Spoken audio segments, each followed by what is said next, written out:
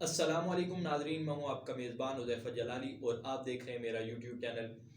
ناظرین، ایک طرف اگر دیکھا جائے تو کشمیر کے حالات آپ کی آنکھوں کے سامنے، دوسری طرف اگر فلسطین کی طرف دیکھا جائے تو فلسطین کے مسلمانوں کو ظلم کی چکی میں پیسا جا رہا ہے، اسی طرح برما کے مسلمانوں کو ظلم کی چکی میں پیسا جا رہا ہے۔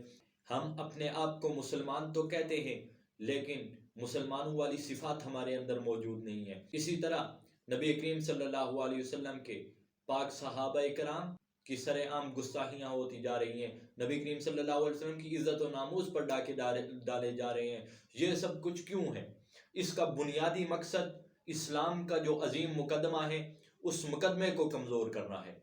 اسلام کے مقدمے کو کمزور کرنے کے لیے یہودیوں نے ایک چال چلی ہے، یہودیوں نے اس چال کے ذریعے مسلمانوں کو کمزور کرنے کی کوشش کی ہے۔ کسی نے صحابہ کرام رضوان اللہ تعالی علیہم اجمعین کی عزت و ناموس پہ ڈاکے ڈالے، کسی نے پیغمبر علیہ السلام کی عزت و ناموس پہ ڈاکے ڈالے، کہیں غلام احمد قادیانی جیسے لعین و مردود اٹھتے ہیں اور نبوت کا دعویٰ کر دیتے ہیں۔ یہ در حقیقت اسلام کے مقدمے کو کمزور کرنے کی یہودی چال ہے۔ دوسری طرف اگر دیکھا جائے تو خمینی جیسے لانتی لوگ صحابہ کرام رضوان اللہ تعالی علیہم اجمعین پر تبرہ اور سب و شتم کر کے اس اسلام کے مقدمے کو کمزور کرنے کی کوشش کر رہے ہیں، اور ایک طرف ہم مسلمان ہیں، ہم اپنے بنیادی مقاصد کو بھول چکے ہیں۔ آج اگر ہم اپنے اندر دیکھیں تو کیا ہمارے اندر مسلمانوں والی صفات موجود ہیں؟ اگر موجود نہیں تو ہمیں اپنے ایمان کی تجدید کی ضرورت ہے۔ اب اگر فلسطین کے مسلمانوں کی طرف دیکھا جائے تو عرصہ دراز سے فلسطین کے مسلمانوں کو ظلم کی چکی میں پیسا جا رہا ہے۔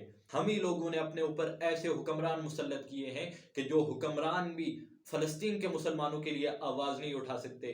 وہ حکمران جو دعویٰ کرتے ہیں کہ ہم اسلامی نظریاتی ریاست کے حکمران ہیں، وہ بھی اپنے مسلمان بھائیوں کے لیے آواز نہیں اٹھا سکتے، بلکہ ہمارے اس اسلامی ریاست کے حکمران یہ کہتے ہیں کہ بھائی یہ دو ریاستوں کے آپس میں اختلاف ہے، دو ریاستوں کا مسئلہ ہے، اس میں ہمیں عمل دخل نہیں کرنا چاہیے۔ لیکن حقیقت بات یہ ہے کہ میرے پیغمبر علیہ السلام نے ارشاد فرمایا کہ مسلمان جسد واحد کی طرح ہیں۔ میرا اور آپ کا انتخاب تو غلط ہو سکتا ہے لیکن میرے پیغمبر علیہ السلام کا انتخاب غلط نہیں ہو سکتا۔ میرے پیغمبر علیہ السلام نے فرمایا مسلمان جسد واحد کی طرح ہیں۔ دوسری طرف اگر یہودیوں کو دیکھا جائے تو یہ کفار سارے متحد ہو کر مسلمانوں کو ایک ظلم کی چکی میں پیس رہے ہیں، لیکن افسوس کہ مسلمانوں کی ایک محدود سوچ رہ گئی ہے۔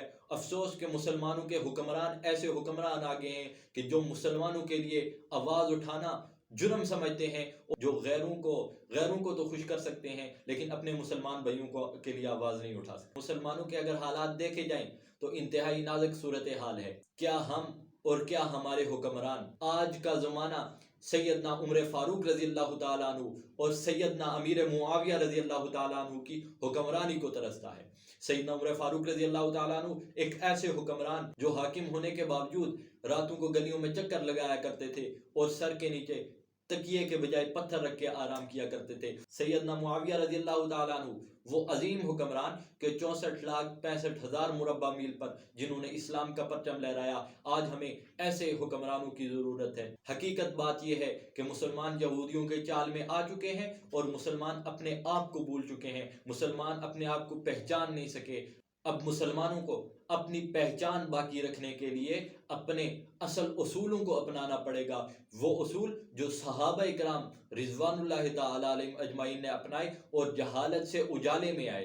ایسے اصولوں کو اپنائیں گے تو ہم اپنا وقار برقرار رکھ سکتے ہیں۔ اللہ پاک سے دعا ہے کہ اللہ پاک ہمیں یہود کی چالوں سے بچنے کی توفیق عطا فرمائے اور اپنی پہچان کو سمجھنے کی توفیق عطا فرمائے۔ والسلام، آپ کا بھائی حذیفہ جلالی۔